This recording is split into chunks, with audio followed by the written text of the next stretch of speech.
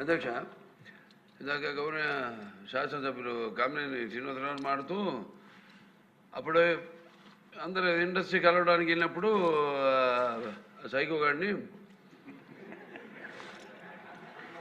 చిరంజీవి గారు గట్టిగా అడిగితే అప్పుడు ఈయన వచ్చాడంది అబద్ధం. గట్టిగా ఎవడు అడగలేదు అక్కడ. అది మీరు అన్నారు ఇందాక, ఏదో గట్టిగా అడిగితే ఈయన వచ్చాడు మళ్ళీ కలవడానికి, లేకపోతే ఏదో సినిమాటోగ్రఫీ పిలిపించడానికి కలవమన్నారు అని. ఏంటంటే ఐ డినై దిస్ అండి. అవి మిగతాన్ని ఓకే, అవమానించడం ఆయన ఓకే. ఏదో ఆయన పెద్ద గట్టిగా చెప్తే ఆయన దిగి వచ్చాడంట కలవడానికి, లేకపోతే సినిమాటోగ్రఫీ మినిస్టర్ని కలవమన్నా అంట. మనం కూడా నాకు ఇన్విటేషన్ వచ్చింది ఇక్కడ ఫిల్మ్ డెవలప్మెంట్ ఒక లిస్ట్ తయారు చేయమని. నాది 9వ పేరు వేశారు. అది ఎవరో ఈయన నేను అడిగాను కూడా, దుర్గేష్ గారిని కూడా అడిగాను, గౌరవ సినిమాటోగ్రఫీ మంత్రి కూడా అడిగాను నేను, ఎవడో అడిగేసిందని. The respect a human being, even be opposition or us. 9వ పేరు వేశారు.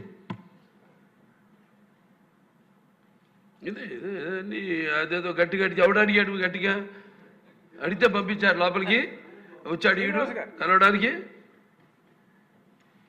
Sorry, I want to clarify this. No, very good, sir. Nonsense. గౌరవనీయ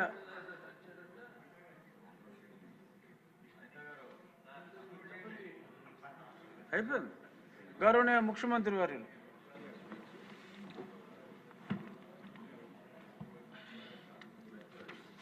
అధ్యక్ష,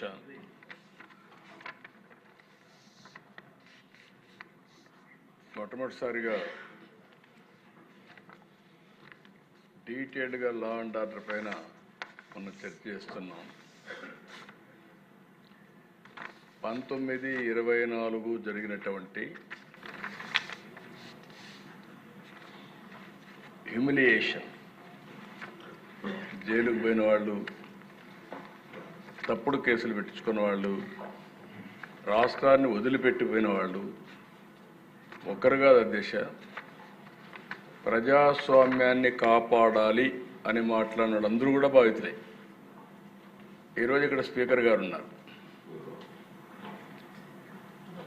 ఆయన్నైతే నాకు బాగా జ్ఞాపకం, అయ్యన్న పాత్రుడు గారిని. కడాన ఆయన పైన పెట్టిన కేసు అటెంప్ట్ టు రేప్. ఈ వయసులో ఆయన పైన, దట్ ఈస్ ది ట్రీట్మెంట్. ఆయన ఇంటి దగ్గర అయితే ఎంత భయంకరంగా ప్రయత్నం చేశారంటే, ఇక్కడ ఉండే వాళ్ళందరికంటే 5 సంవత్సరాలు ప్రతి ఒక్క కేసుని ప్రత్యక్షంగా మానిటర్ చేసి, మళ్ళీ నిద్రలేని రాత్రులు, మళ్ళీ వీళ్ళు జైలుకు పోతే బయట వచ్చే వరకు ఇదే పని. అడ్వకేట్స్ డబ్బులు లేకపోతే అప్పులు చేసి కేసులు కూడా వాదించిన పరిస్థితి.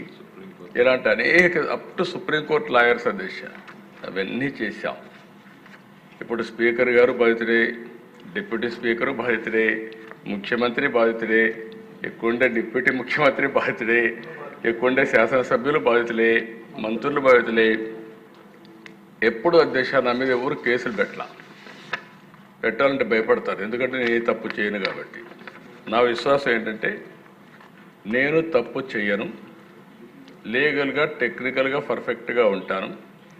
ఎవడైనా తప్పు చేస్తే మాత్రం వాడి గుండెల్లో రైళ్లు బరిగి తీర్చే వరకు, వాడు మారే వరకు వదిలిపెట్టను. అది నా పద్ధతి, అది చరిత్ర కూడా.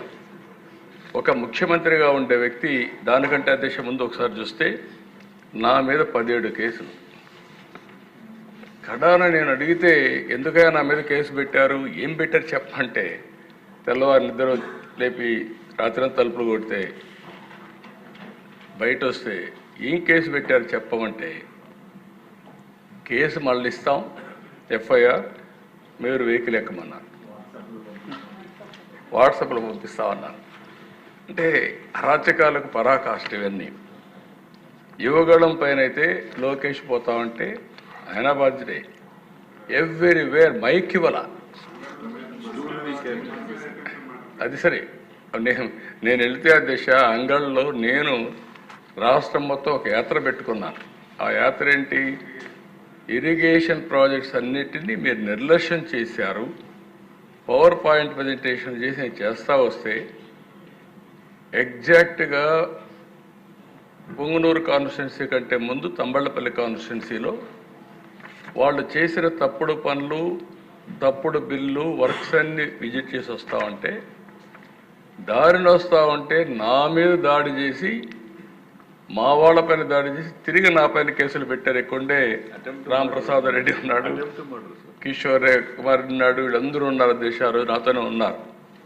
ఇవన్నీ చూస్తే అది ఒక్కొక్క స్టోరీ చెప్పుకుంటా పోతే ఈరోజు కాదు, చాలా టైం పడుతుంది. యువగళం పైన అయితే 12 కేసులు పెట్టారు. అనపర్తిలో కూడా తమరు నడిచెళ్ళారు. అనపర్తిలో నన్ను నిలిపేస్తే అనపర్తి వరకు నడిచి వస్తే మళ్ళా కేసులు పెట్టారు. దాంట్లో కూడా కేసులు పెట్టారు. 12 కిలోమీటర్ నడిచి వచ్చా. అక్కడ కరెంట్ తీస్తే మళ్ళీ సెల్ ఫోన్ల వెలుగులో మీటింగ్ చేశారు. అక్కడ అది కూడా కరెంట్ అంతా కట్ చేస్తే సెల్ ఫోన్ వెలుగులు పెట్టి ఇక్కడే ఉన్నాడు మన రామకృష్ణారెడ్డి. అలాంటి సంఘటనలు అన్నీ జరిగాయి. దశ అచ్చెన్నాయుడు నేను చూసి ఆ రోజు ఆయన ఫైల్స్ ఆపరేషన్ చేసుకున్నాడు.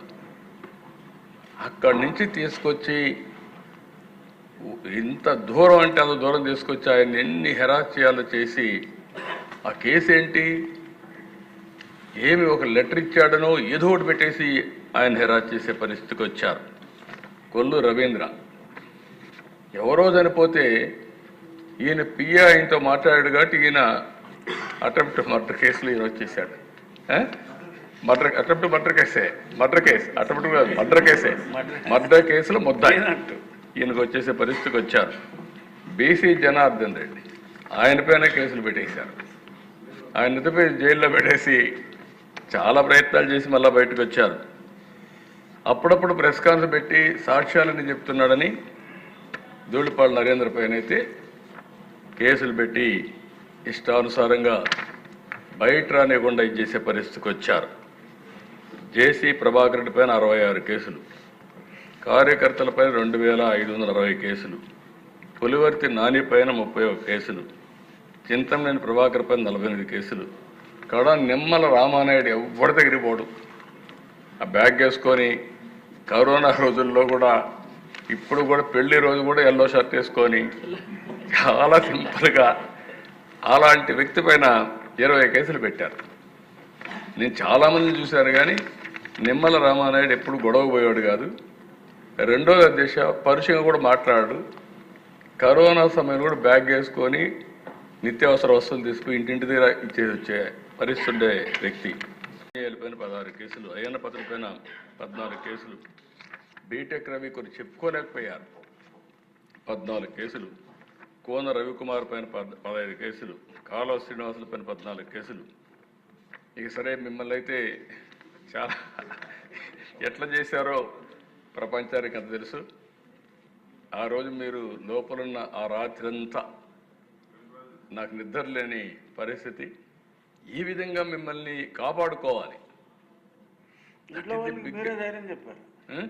మా ఇంట్లో వాళ్ళకి మీరే ధైర్యం చెప్పారు. మీ ఇంట్లో వాళ్ళది ఏది చెప్పి మిమ్మల్ని కాపాడుకోవాలి కదా. మేము అడ్వకేట్తో మాట్లాడుకున్నాం. ఏంటి పరిస్థితి? అగమ్య గోచరం.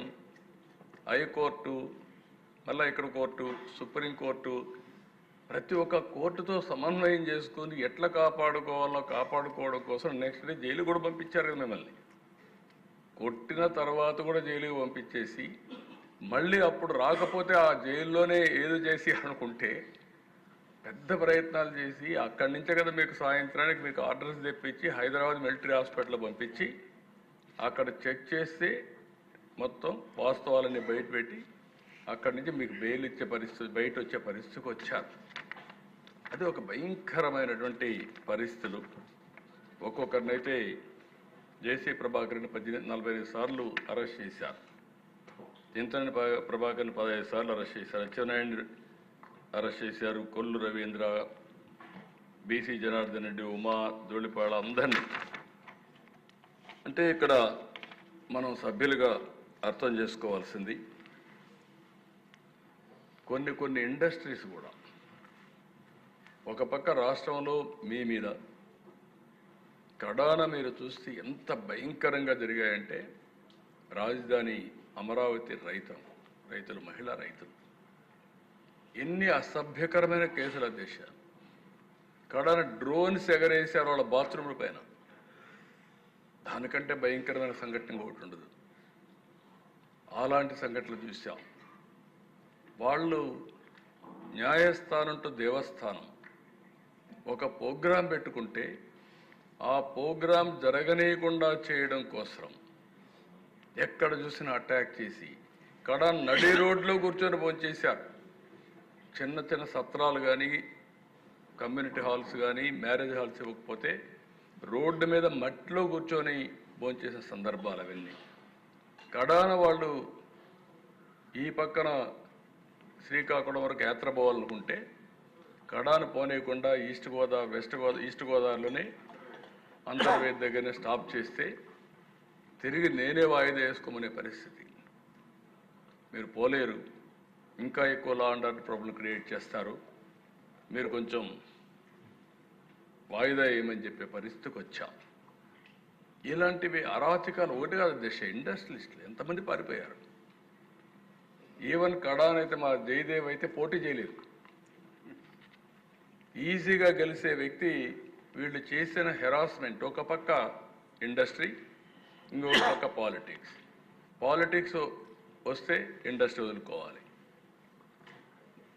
ఎన్నో సంవత్సరాలు కష్టపడి సాధించిన ఇండస్ట్రీని వదులుకోలేక కడాన నాకు ముందే చెప్పాడు, నేను పోటీ చేయనండి అంటే, సరే ఎవరికి చెప్పొద్దు నువ్వు అనవసరంగా, అవసరమా ఆలోచన ధైర్యం అంటే, లేదు సార్ ఇప్పుడు మా మీద ఆధారపడే ఉంది ఇండస్ట్రీ, ఇలాంటప్పుడు దెబ్బతింటే కరెక్ట్ కాదని చేసి చెప్పే పరిస్థితికి వచ్చా. కడాన దేశ సింగపూర్ గవర్నమెంట్ మీద,